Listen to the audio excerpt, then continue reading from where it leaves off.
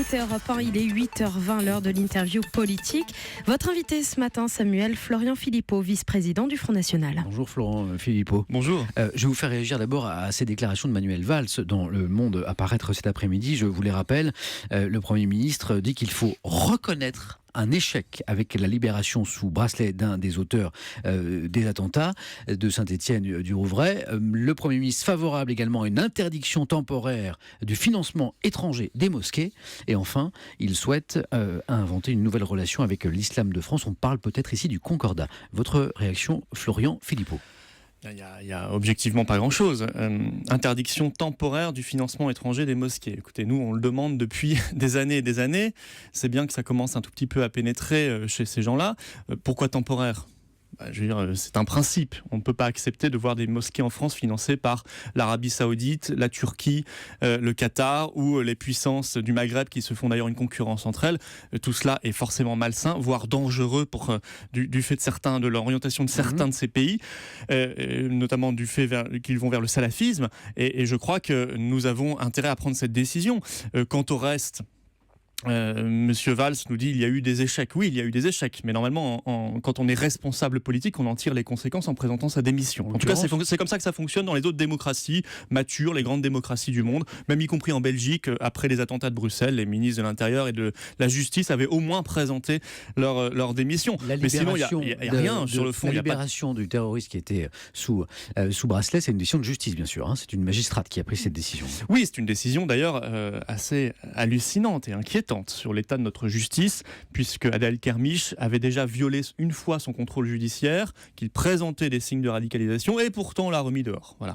On l'a remis dehors sous bracelet électronique.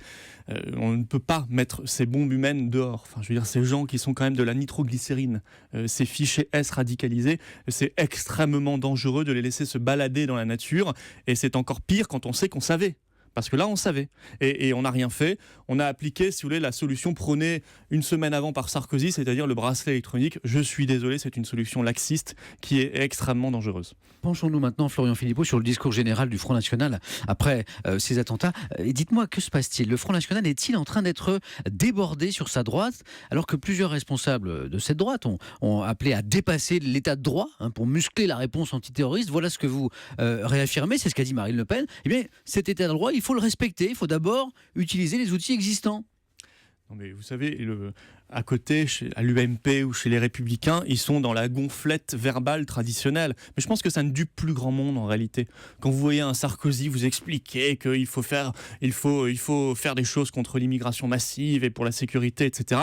Je veux dire, Sarkozy disait déjà la même chose en 2005. Il y a 11 ans, puis en 2007, avant d'être élu. Et on l'a vu au pouvoir, il a fait strictement l'inverse. Il nous dit aujourd'hui il faut mettre en place la double peine qui permet d'expulser de manière automatique les étrangers délinquants ou criminels. Sauf que c'est lui qui l'a supprimé, la double peine. Et il disait même à l'époque qu'il en était fier. Il était fier d'avoir supprimé la double peine. Donc je veux dire, ces gens-là n'ont plus de crédibilité. Ouais. Le Front, lui, il est constant, il est cohérent et il dit oui, il y a un état de droit qui est d'ailleurs assez en déliquescence aujourd'hui en France, puisque quand la justice n'applique plus la loi, quand les lois ne sont plus appliquées sur certains certains quartiers du territoire national, on n'est plus vraiment déjà dans l'état de droit.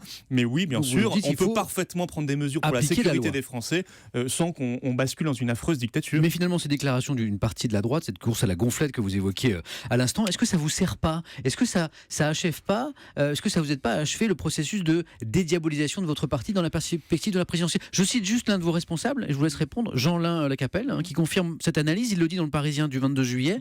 Vu le contexte, franchement, pas besoin d'en rajouter, autant s'économiser pour la rentrée et surtout pour l'année à venir. Mais je veux dire, pas besoin de dire des choses extravagantes pour juste se faire entendre. Le Front est constant. Avant même les premiers attentats, grands attentats à Charlie Hebdo, il disait qu'il fallait rétablir des frontières nationales, que la politique d'accueil de migrants était absolument dangereuse parce que Daesh y infiltre des terroristes et qu'ils avaient même prévenu, c'est ce qu'ils ont fait.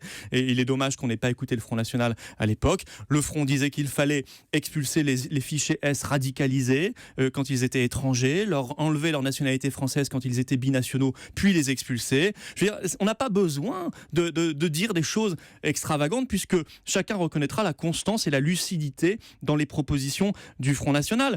Et moi, ce qui m'inquiète, c'est de voir aujourd'hui Mme Merkel qui nous dit, malgré ce qui s'est passé en Allemagne et en France, on va continuer l'accueil massif de migrants. Elle l'a dit hier. Ça nous, si vous voulez, ça nous oblige, nous, à retrouver notre souveraineté nationale. Parce que là, nous sommes dépendants des décisions de l'Allemagne. Ça n'est pas normal. Pourquoi nous sommes dépendants ? Parce que nous n'avons pas de frontières. Au début de cet échange, vous avez appelé de nouveau à la démission du ministre de l'Intérieur, Bernard Cazeneuve. Si vous étiez à sa place, ministre de l'Intérieur, vous auriez réussi à déjouer ces attentats ? Je ne peux pas dire ça. Il n'y a pas de risque zéro. J'aurais tout fait, en tout cas, sous l'autorité, évidemment, de la présidente de la République, pour aller tendre vers ce risque zéro. La présidente. Oui, ça serait, je ne serais pas ministre, vous savez, de Sarkozy ou de Hollande. Ça, je crois que c'est un scoop pour personne. Ça ne pourrait être que de Marine Le Pen. Mais oui, on aurait tout fait pour tendre vers le risque zéro. C'est-à-dire toutes les mesures que je suis en train de vous citer, mais il y en a beaucoup d'autres. Et surtout, on aurait rompu, je crois, avec un état d'esprit général. Voilà. Il y a une grande pente glissante du laxisme, du communautarisme en France depuis 30 ans, sous la droite et sous la gauche. Ça a donné toutes ces décisions hallucinantes. Sarkozy qui supprime la double peine, qui continue de faire entrer 200 000 personnes par an légalement, plus les clandestins, c'est-à-dire plus que sous Lionel Jospin, et François Hollande a continué, etc. On n'a pas voulu voir aussi une partie de cette jeunesse qui se radicalisait, qui ne s'assimilait pas à la République française. On a cru que dire qu'ils allaient devenir français allait suffire. Non, il n'y a pas de magie. Et parfois, le communautarisme, malheureusement, est plus fort que l'assimilation parce que l'immigration, le rythme d'immigration était beaucoup trop important et que l'assimilation n'était plus possible dans ce contexte. La lutte contre le terrorisme n'est pas du seul ressort de l'État, de la police, de l'armée. Chacun a sans doute un rôle à jouer, tous les citoyens, les médias aussi. Et justement, plusieurs médias, Le Monde, BFM, La Croix notamment, ont décidé de ne plus montrer les portraits des auteurs d'attentats. Pour certains même, comme Europe 1, de ne plus divulguer leur nom afin de les condamner à l'anonymat, eux qui cherchent la gloire dans la terreur. Et ces médias, Le Monde, La Croix, BFM et nous, donc Europe 1, vous les avez taxés sur Internet, sur Twitter de ringards. Oui, ringard. Je vous conseille vivement de changer, revoir rapidement votre politique parce que vous n'allez plus avoir grand monde sur vos ondes rapidement. Ringard, tout le monde va basculer dans la concurrence. Pourquoi mais parce que déjà, il y a Internet et les réseaux sociaux. Donc même si Europe 1 décide de ne plus donner le nom des terroristes, évidemment, les noms fuiteront un peu partout ailleurs. Cette règle n'est pas bonne parce que tout le monde ne va pas la suivre. Ça ne veut pas dire que la règle n'est pas bonne. Non, et par ailleurs, sur le fond, sur le principe, elle n'est pas bonne. Je suis désolé. Et là, beaucoup de vos confrères ont écrit en ce sens et ça me rassure. Mais quand même. Ce que vous pensez, c'est une information. Demain, on pourra, avec la même logique, nous expliquer il ne faut plus parler des attentats parce que ça peut inciter d'autres à faire des attentats. Et donc on va masquer aux Français l'existence même des attentats et du terrorisme islamiste. Ne pas donner un nom, ça n'est pas parler du parcours de la personne, de la façon dont elle s'est radicalisée. Non, je ne suis pas d'accord avec cette analyse. Moi, je la trouve dangereuse. Je ne sais pas si elle relève de l'autocensure ou de je ne sais quel comportement ou raisonnement bizarre. Ou alors on veut masquer aux Français. Je l'ai expliqué. Ces terroristes recherchent la gloire dans la terreur. C'est pour les priver. Non, ils recherchent d'abord à nous tuer, premièrement. D'abord, ils recherchent à nous tuer. Une raison bizarre. Voici la raison qui motive cette décision. D'accord, mais d'abord, ils cherchent à nous tuer. 2, la starification, ceux qui connaissent bien le milieu djihadiste vous expliquent qu'ils la recherchent d'abord dans leur sphère. Et l'État islamique a ses propres médias. Et là-bas, vous aurez toujours leurs photos et leurs noms. Et ils seront toujours considérés comme des héros, voilà, sanguinaires, mais des héros selon leurs critères. Donc, tout cela n'a pas beaucoup de sens. Je pense que ça ne durera pas longtemps. Je pense que vous reviendrez sur cette décision. Florian Philippot, à 7h40. Je ne sais pas si elle défend vous personnellement, mais je pense que la radio reviendra sur cette décision. C'est une décision de la rédaction, effectivement. À 7h45, Florian Philippot, on recevait ici sur cette antenne Nadia Remadna de l'association La Brigade des Mères. Vous l'avez peut-être entendu. Elle se bat contre l'islamisation des banlieues. Elle nous a confié un message, une question pour vous. On l'écoute. Son discours fait peur, autant que le discours de Tej pour moi.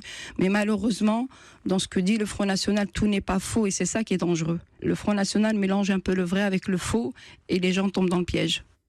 Vous mélangez le vrai et le faux et c'est ça qui est dangereux dans votre discours. Qu'est-ce que vous répondez à Nadia Remadna ? Et en même temps, elle nous dit que tout ce qu'on dit n'est pas faux. C'est son analyse de citoyenne. Moi, j'estime que nous ne faisons pas peur. Au contraire, je pense que si on veut une France pacifiée, une France où on peut de nouveau aller tranquillement au cinéma, à la plage, dans le bus, dans le train, sans craindre pour sa vie ou sa sécurité, il faut aller vers cette France apaisée et pacifiée et on ne pourra la voir que si on regarde le problème lucidement en face et qu'on se bat tous de manière lucide, sans avoir peur, sans faire l'autruche. Voilà. Mais son combat est souvent assez admirable. Moi, je connais un peu ce que fait cette dame et je trouve que c'est assez admirable. Merci Florian Philippot d'avoir été notre invité ce matin.